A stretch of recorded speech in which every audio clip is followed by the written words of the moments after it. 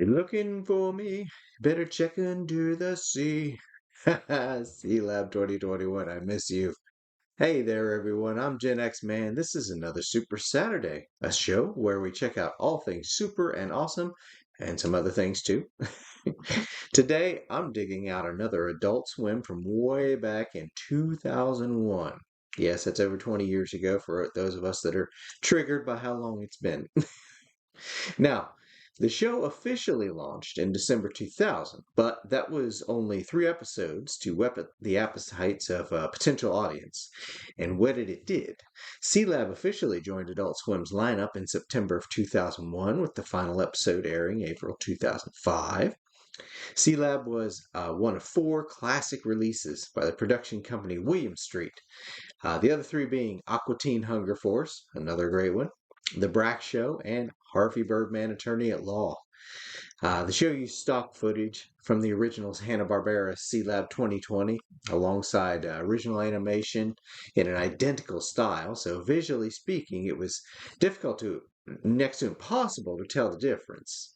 And I really think that's one of the show's great strength is that even though it's a spoof, that it's lampooning the original, it also pays homage to the original. Not surprisingly, there was pushback from some folks still around from the original 70s cartoon, but thankfully the show pushed forward anyway.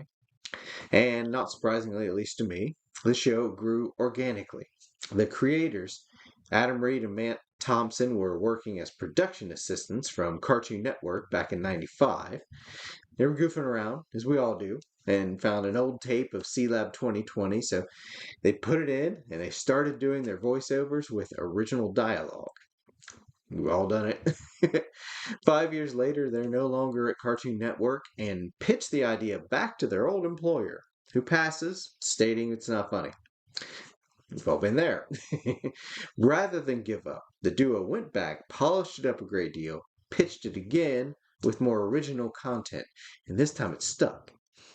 The show itself is entirely episodic, as it must be, as the Sealab itself is typically destroyed at the end of the show. Spoiler alert. But there are running gags that show up across the series' lifespan, and also the show is just rife with pop culture references from the 70s, the 80s, the 90s, 2000s. So that, I mean, that's fun. Nice little trip down memory lane. The core crew revolves around Captain Hank Murphy at the helm, for lack of a better term. The voice actor behind him, Harry Gause, sadly passed away during the show's run.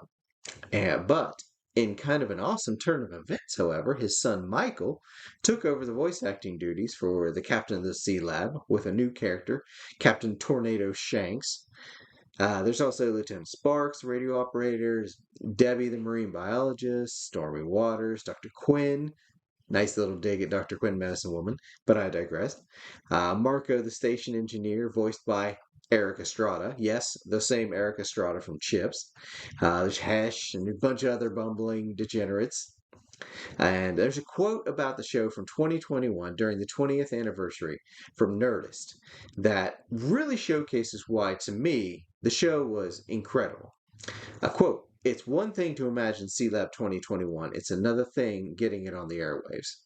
End of quote.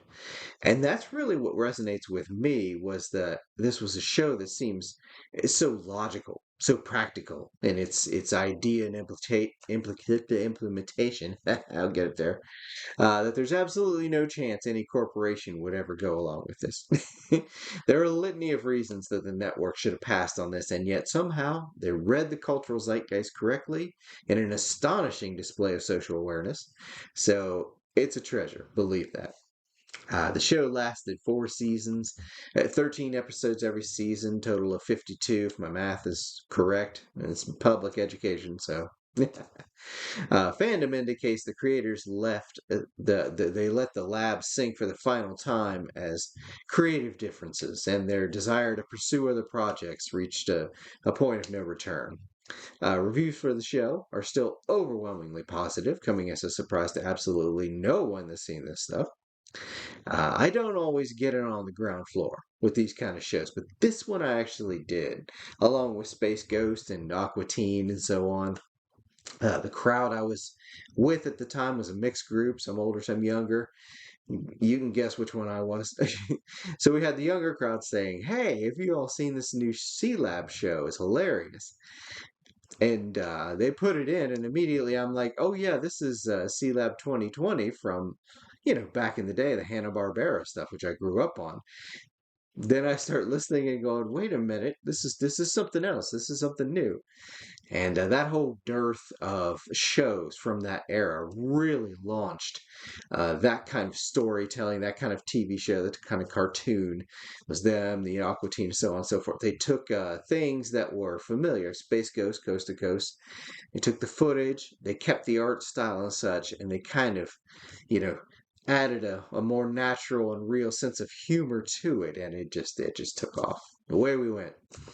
And it's embarrassing to admit that only, I'd say, the last couple of years, uh, I finally got myself a DVD copy of this show. I just out of the blue one day was remembering younger days and was like, huh, C-Lab 2021. I sang the jingle and as I was cooking, and then went and found myself a copy on either Amazon or eBay. But it's like I always say, you have to get your physical media.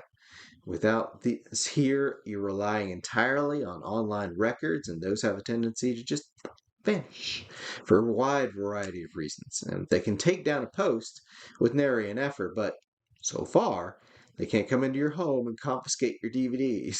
They took our DVDs! No, I'm kidding. But anyway, it's Saturday, everyone. It got hot as can be out of nowhere, at least here in the Mid Ohio Valley, or as I like to call it, one income bracket removed from the Amazon rainforest. Humidity sucks. Anywho, that's all I got for today. Thank you all so much for stopping by. Give me a moment of your time. If you enjoyed this here show, absolutely go out and get a copy of C Lab. Enjoy it. And you can show an old hillbilly some appreciation by clicking the like button. But if you enjoyed this here show, YouTube loves it when you do and helps my itty little bit of channel grow. So go pop in a cartoon. Keep that inner 12-year-old alive. Thanks again, y'all, and have a good one.